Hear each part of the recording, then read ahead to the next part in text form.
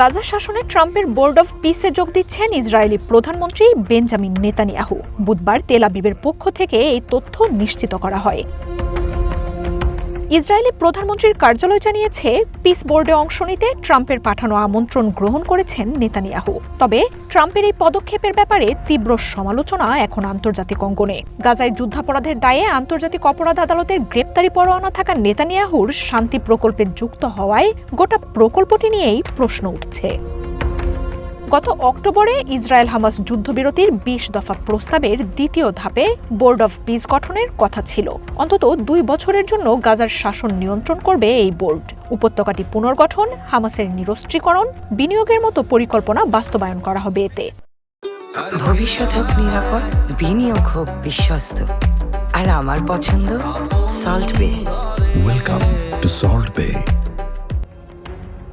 বিশ্বের বিভিন্ন দেশের নেতাদের পিস বোর্ডের অংশ হওয়ার আমন্ত্রণ জানিয়েছেন ট্রাম্প। চায়না রাশিয়ার পক্ষ থেকেও আমন্ত্রণের ব্যাপারটি নিশ্চিত করা হয়েছে। এছাড়াও আরব আমিরাত, Morocco, Vietnam, Belarus, Hungary, Kazakhstan, Argentina piece বোর্ডে অংশ নেওয়ার কথা নিশ্চিত করেছে। তবে প্রেসিডেন্ট ট্রাম্পের নেতৃত্বাধীন এই শাসন কাঠামোতে আমেরিকার পশ্চিম ইউরোপের মিত্রদের অংশ নেয়া নিয়ে ধোঁয়াশা তৈরি হয়েছে।